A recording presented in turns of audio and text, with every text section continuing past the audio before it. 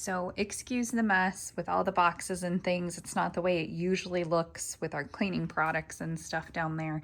But we just had to put things to the side so that we could get this other area set up. So I'm just kind of giving you the lay of the land here. We've got these shelves. We have 1, 2, 3, 4, and we can put stuff on the top if we like. 5 shelves to work with. And you can see over here, I've just got lots of things kind of piled up, and this is not the way that I like for my canned foods to be. And then we have, some more fresh produce and things like that. So let me show you how I'm gonna put this all together, and in the process, the tools that I use with it. So I think it's best that I keep all of my bigger tools on the bottom shelf so that I can easily grab them and they don't fall on me while I'm trying to pull them out. I actually have 2 of these pots here. They are from Menards and they are my water bath canners. I also use them to cook too. So if I'm making a big pot of stock, I will bring out both of these. So you can see there's 2 in there. And then this is my Presto canner. So this is a pressure canner and it's digital, so it does all the work for me. I absolutely love it. It's kind of like a crock pot where you can just dial in what you need, set it up, and leave. And that works well for our family. And then the other things I'm going to put down here on this shelf are probably my water glassed eggs. I have quite a few of those, and I have a lot of vinegar. We use a lot of vinegar when we're canning and stuff like that. So I am going to get all of these over to this spot. I'm also going to mention that we have so much vinegar because we use it for cleaning as well. So we don't have any type of, we don't use anything else like on our floors or on our countertops. We even use it as part of our laundry. So yeah, we use a lot of vinegar in this house. So these are my water glassed eggs, and this is a preservation method that has been used in Europe for a really long time. It'll keep these eggs fresh for 12 to 18 months, and it is pickling lime, but it doesn't pickle the eggs. A lot of people ask me that, and they don't taste like anything different. It is just a raw egg in here, and the water and pickling lime help preserve it because it kind of plugs up those porous parts of the egg and it keeps it fresh for longer. So this is what we use in the wintertime when our chickens aren't laying quite as much as they usually do.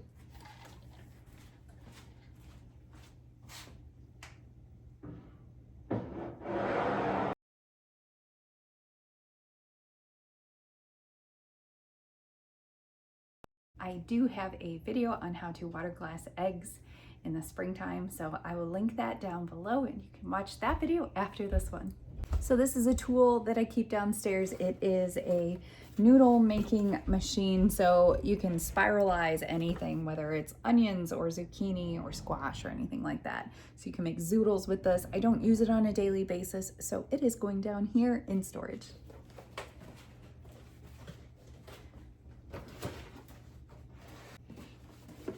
Another tool that I have is this Johnny apple peeler. This is an awesome tool when you have tons of apples in the fall from your harvest, and it makes for quick and easy work. The kids love using it. Definitely get one of these. I use this for my dried herbs after I have either dried them out or freeze dried them. You can grind them up pretty fine. This is dedicated just to herbs, so no coffee goes in this. We don't want to mix up those tastes and flavors, but I have this down here as well. All right, these next 2 things do exactly the same thing. One doesn't use power, so this is a food mill and it is a hand crank. So I have that just in case, it's a project that I need to do outside, or, God forbid we lose power or something like that in an emergency. I am able to mash things up that way. And then I also have this, which is a sauce maker. It's like a food mill as well. So this one is awesome for making tomato sauce and actually applesauce as well. So this is going down here too. All right, so now I have some onions here. I have red, yellow, and some white, and they are still good. I put these down here in May of last year. We dug them up. It might have been early June, and they are still doing great. So I just come down here when I need a couple and bring them upstairs. I think that I might end up transferring them to a container like this. So this is very breathable, and I actually have garlic in this one. So yeah, I think that's what I'm gonna do. I'm gonna just put these over here.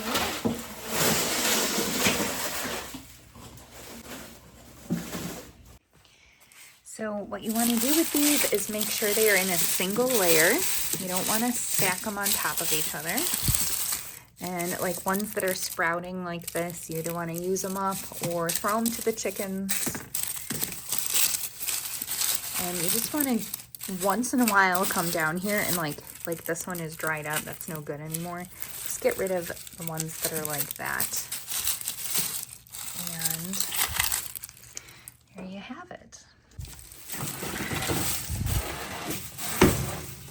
Next up, I have some garlic, and this is stuff that I grew this year.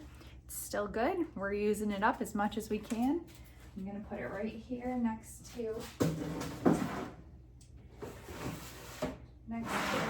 onions.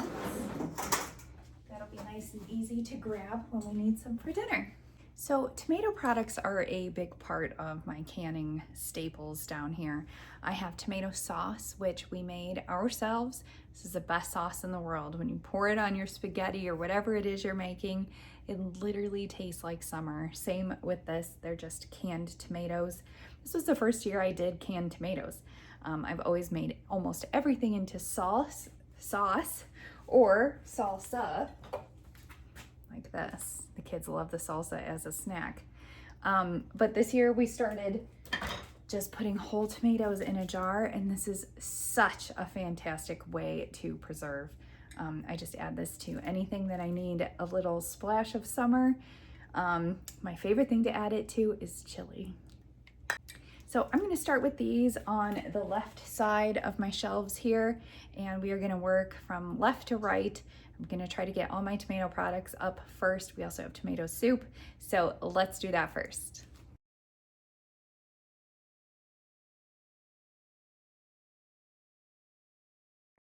So this is what I like to do. I like to have one type of food here, and then if there's not more, I leave the space behind it. That way it just, unless I need all the space possible, it just helps me to actually find my food when it's time. Otherwise, if they're all like this, you know, then I won't know what is what. So at least, you know, grocery store style is more like this. And this is what works for me.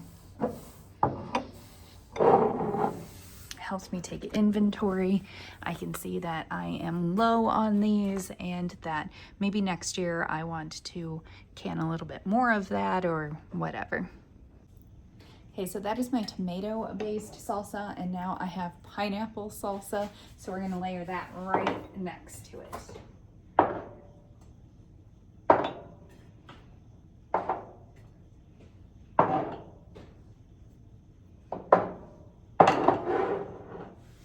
So I have a lot of salsa. In fact, I didn't even can any salsa this year because I still have that much left.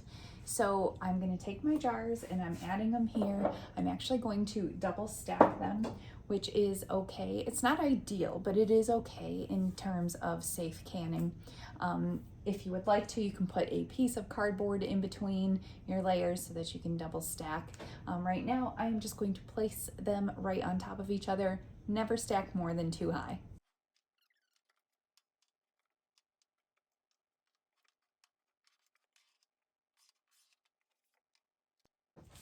All right, so we're going kind of in rainbow order here. We've got our reds, oranges, yellows, and I've got these beautiful peaches that we canned. We had a huge hugely successful season with our peaches. So I put some in light syrup, and we are gonna just filter those in here. I also freeze dried a lot of peaches this year. Kids love the taste of freeze dried peaches.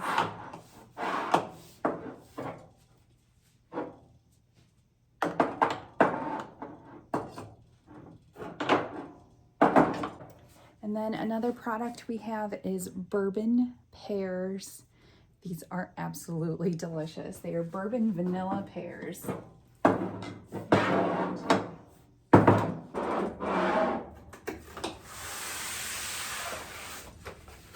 All right, well now it's time to deal with the monstrosity, which is apple pie filling.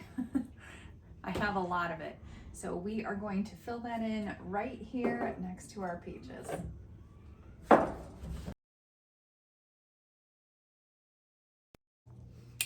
And then next we have peach pie, which has some berries in it. Absolutely delicious. And now that I'm down here and seeing how much we have, I'm gonna start making a couple more pies.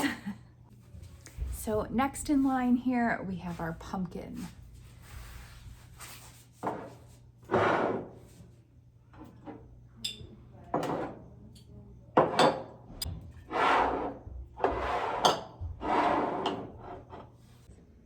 And last but not least, I think we're gonna put the pickles that I have all down here.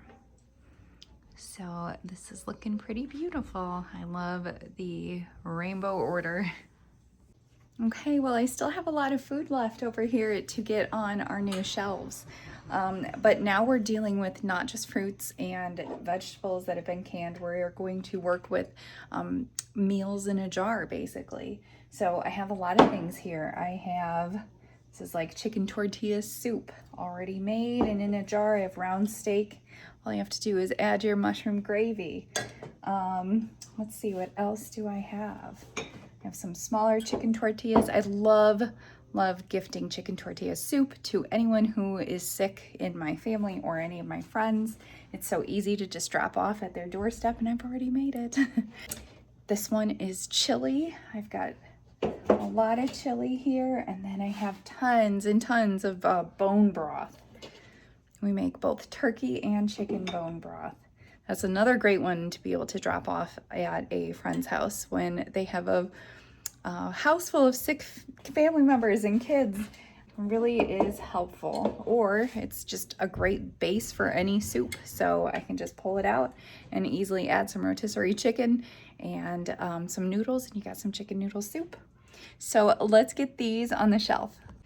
I also want to show you that I can my chicken broth or turkey broth in different sizes. So this one is great, you know, for a bigger portion. If you're ready to make a soup for your family, you might use 1 or 2 or even 3 of these. And then other times you just have a recipe that calls for a little bit of broth, and that is great for these. Then I don't have something open and it ends up going bad or whatever. So make sure if you're canning, especially broth, to do 2 sizes.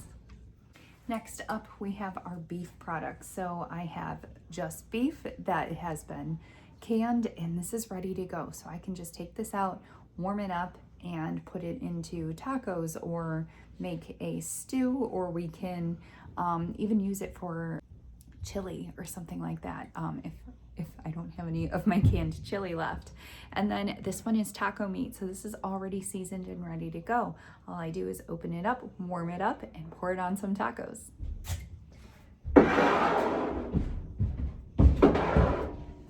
I only have a couple cans of cooked chicken right now. So again, just like the beef, ready to come out of the jar, just drain the liquid and use a fork to mash up your chicken just a little bit, heat it up, and you can use it in anything that you like. I do need to make some more of this, but I have 3 for now. So we're gonna put that right next to our beef that's ready to go. Chicken tortilla soup that I was talking about. It is ready to eat. I have some chicken noodle soup without the noodles, so all you need to do is make your noodle product and put it right into your soup. Super convenient. And now we're on to our chili. Lots and lots of chili. Such an easy meal. Kids love it. And it is right there waiting for me. Anytime I need a meal prep real quick, I got my chili. The last but not least, I have these two, which are freeze-dried eggs. This is such an amazing way to keep eggs. I just take a tablespoon of egg, a tablespoon of water, mix it together, and that equals 1 egg. This has been such a lifesaver. It's so light, it's easy to travel with, and I can fit like 6 or 7 dozen eggs into this one jar. It's pretty amazing. Well, here we have it. I am so proud of this shelving system. So we've got all of our tools for the trade right here. We have our pressure cooker, and we've got our vinegar and our water glassed eggs, and then some fresh produce over there that we have saved from the garden. And then this is all my canned product.